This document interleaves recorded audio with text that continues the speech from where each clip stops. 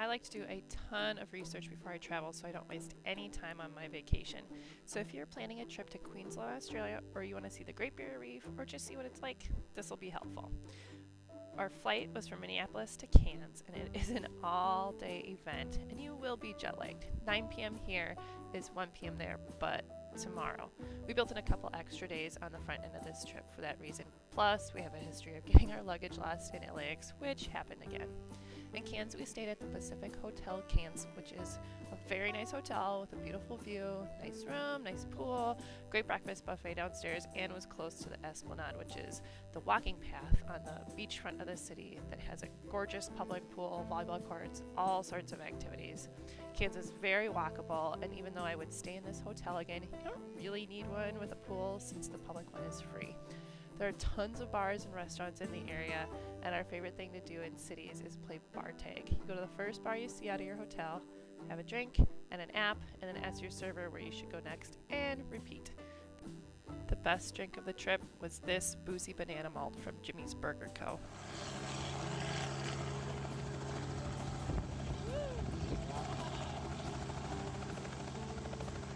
It just becomes like a muddy swamp of crabs.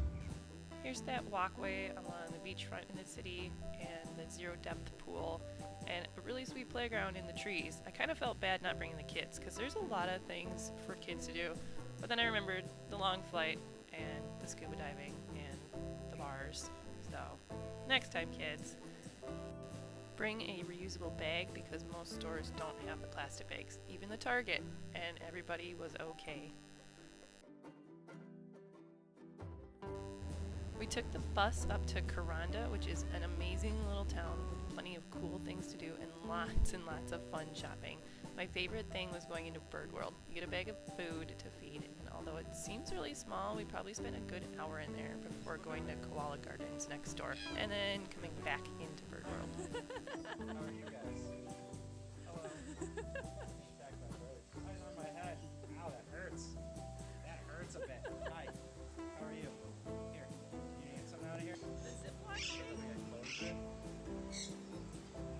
What are you doing?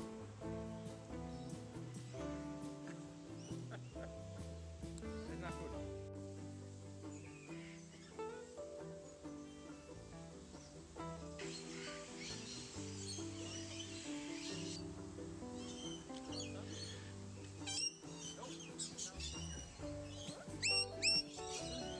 Oh, I got a corn eater. Hey, corn eater. Yo, smile.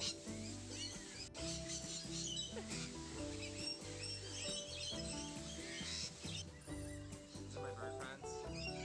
This is yellowy, and this is greeny. Oh, this is very creative. Look at that thing. What is that? Look at its eyes. Looks like he's gonna murder us. Crazy. We're gonna have a bird battle here. Hey, what are you doing? Where are you going? This is Snuggles. Snuggles is gonna go set his friend, and they're gonna get mad at each other. That was loud. Oh. Surprise! Now you're gonna both. Now, I work in a bird hotel, so this place was like heaven. But if you aren't that comfortable having birds crawl all over you or are completely terrified from the get-go, like this gal was who was trying to overcome her fear, maybe it's not the place for you to go. He's cleaning her beard out. I have no idea. Snuggles. Okay, buddy.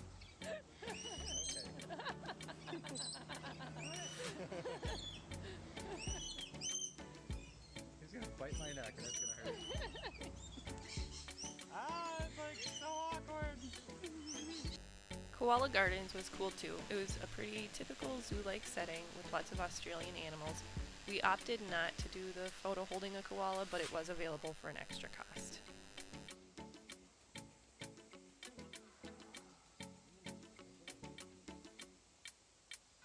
Look at little lizard. Lizard, yeah.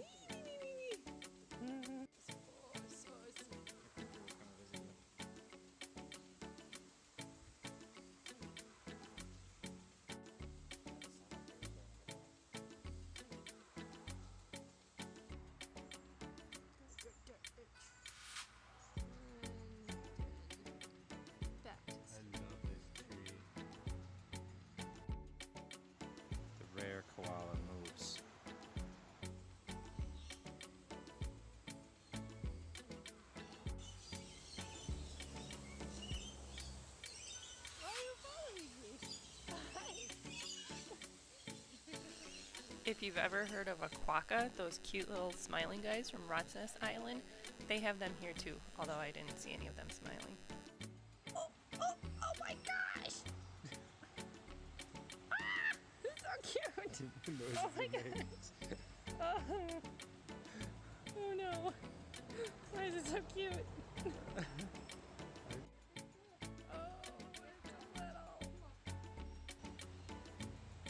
No, what the heck? Could have been good.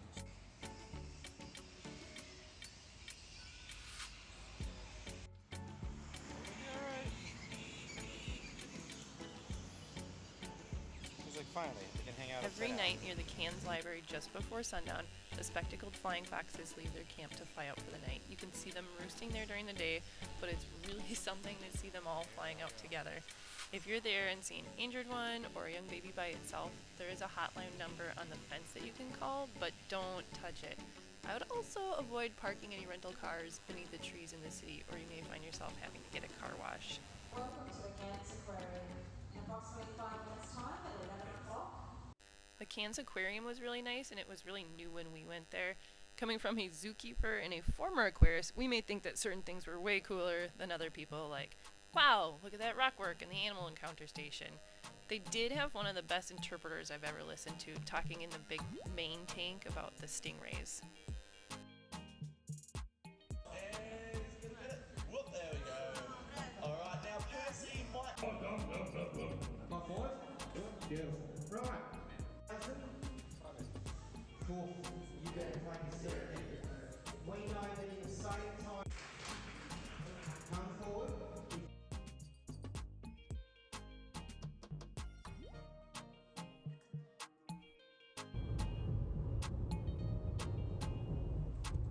Good job, Kelly. Thanks, I'm driving on the wrong side, and the speed limit is 100.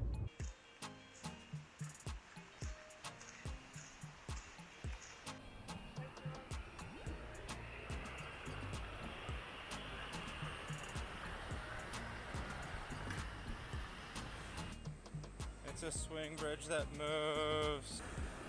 Look at that. It's a creek to play in.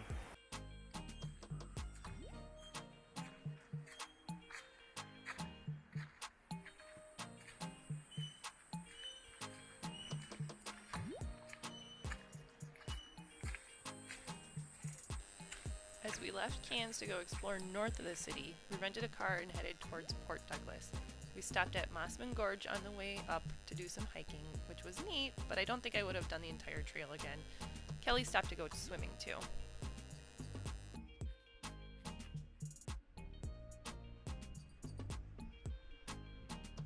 Tree spikes.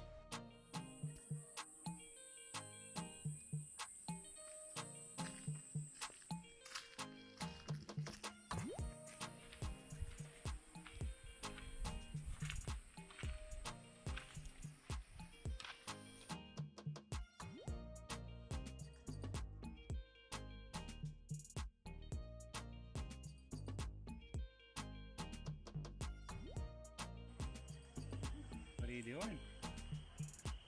Hey, bird. Like a weird chicken. Say hi. In Port Douglas, we stayed at the Regal Port Douglas Hotel, which was a perfect walking distance to most things in town. The manager gave us an apartment suite overlooking the pool, and both were super nice. This town is much quieter, but still has many options for restaurants, shopping, and activities. I would say Cairns had better drinks and a bar scene, while Port Douglas had better food and a much chiller vibe. The market was really fun to shop in, and the beach had a stinger net up since we went in November, but we didn't really go swimming while we were there.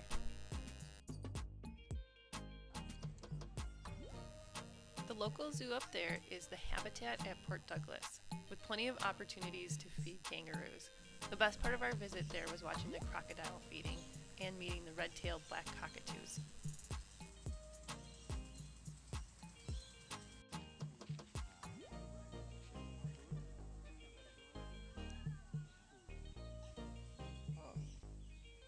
Hello. Hi.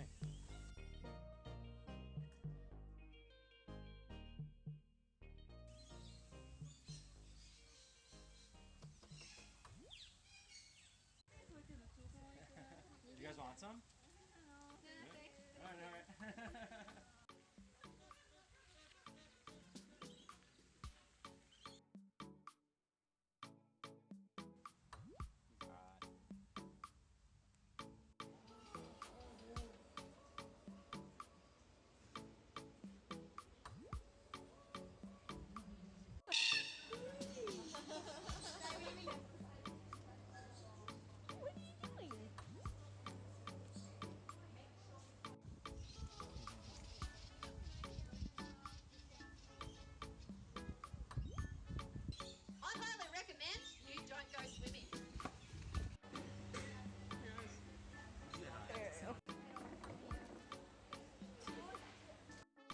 did drive up to the Daintree one day, but we're too late to do any of the tours. One tip about traveling around this area is always look at when your hotel's check-in time is, because you may get there and there's no one at the front desk. After Port Douglas, we drove out to the Atherton Tablelands to volunteer at the Tolga Bat Hospital. We stopped at the Mango Drop Winery on the way in, and it had very, very sweet wine. The Cathedral fig tree was right off the road and totally worth the stop to see. This drive was also where we started to see some of the smoke from the wildfires off in the distance, which was pretty scary. The first night in Atherton, we stayed in the Big Four Atherton Holiday Park in a trailer, and I actually wish we would have stayed here the whole time. The rest of the time we stayed in the Atherton Hotel, which was conveniently located downtown and had nice rooms, but was also very noisy right across the police station. They had a restaurant downstairs, which was handy for dinner and breakfast, and we also found out that the whole town shuts down after noon on Sundays. Parking was easy enough, though, as they had designated spots for guests. If you're interested in wildlife, I would highly recommend checking out the Platypus viewing area in Youngaburra. If you don't see one right at the viewing area, walk across and down under the bridge and go quietly along the trail. We saw 4 there.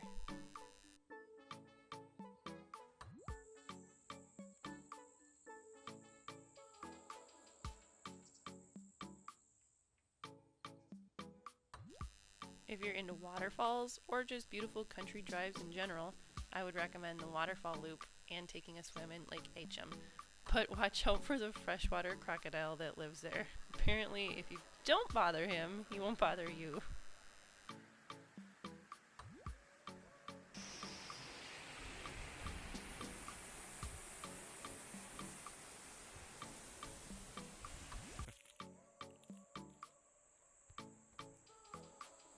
Look what we found. It's a snake shed. Ah, it's a snake!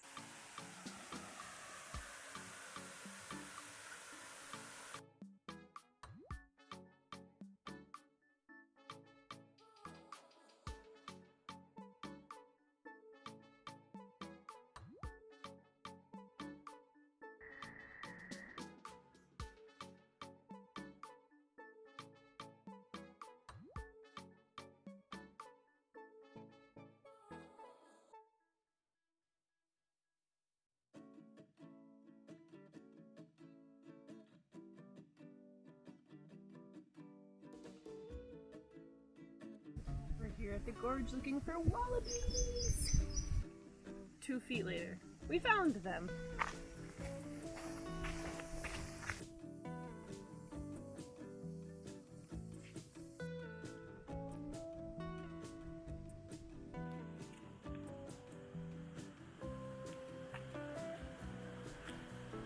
That just hits at you? Yeah.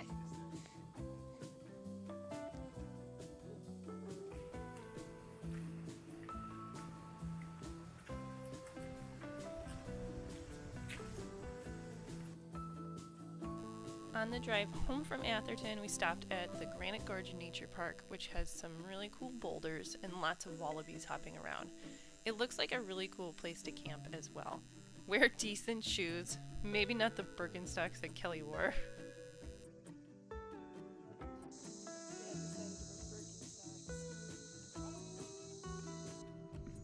Hey, yep.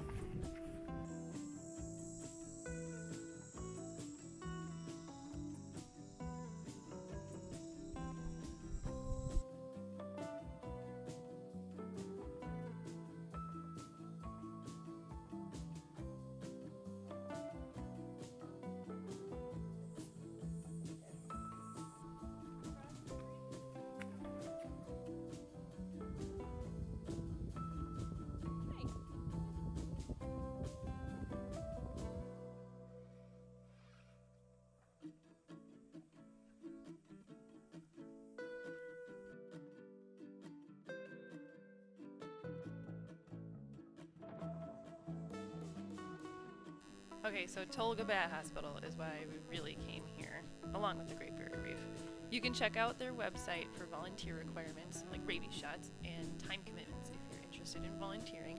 Or they do give tours by appointment, so call well ahead of time.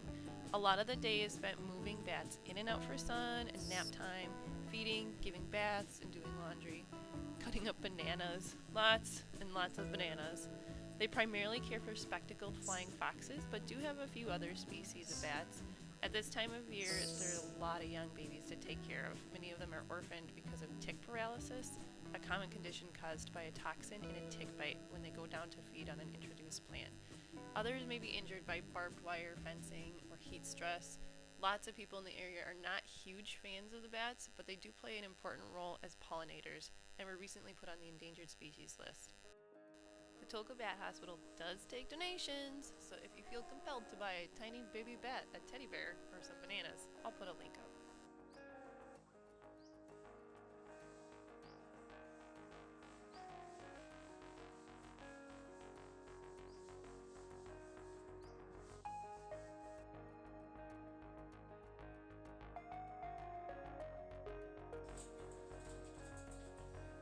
Hey, you need to go to sleep.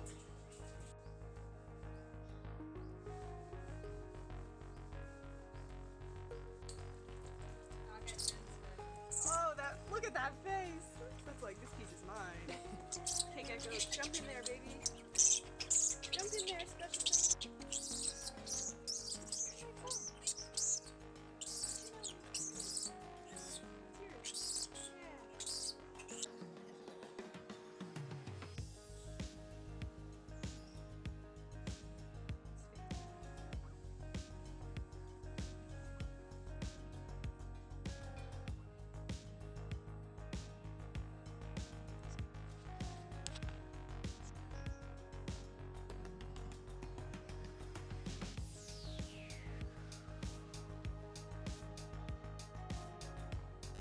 So the little babies get bottle fed because they might only be a few days old, and then they go up to the bigger nursery and the bigger cages, and then finally get released back out into the wild, like this guy.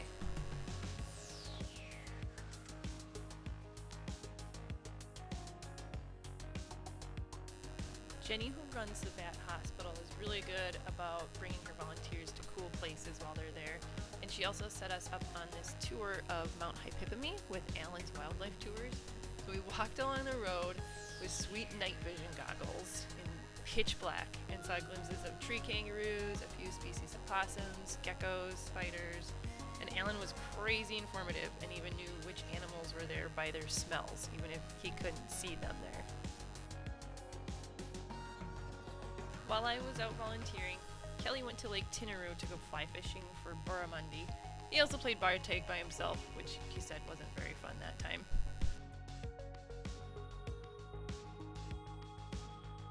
We finally saw a couple wild kangaroos on the drive back on our last day. But we stopped at Kuranda again because we loved it so much the first time, and we hiked down to the Barron Falls lookout, which I can't believe we missed the first day we were there.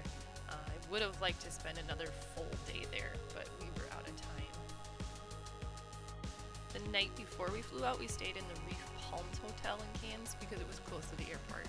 While it had a nice room and a cool pool, it was nowhere near downtown, so I would not have wanted to stay here while we were exploring town, but it was perfect for getting to the airport fast.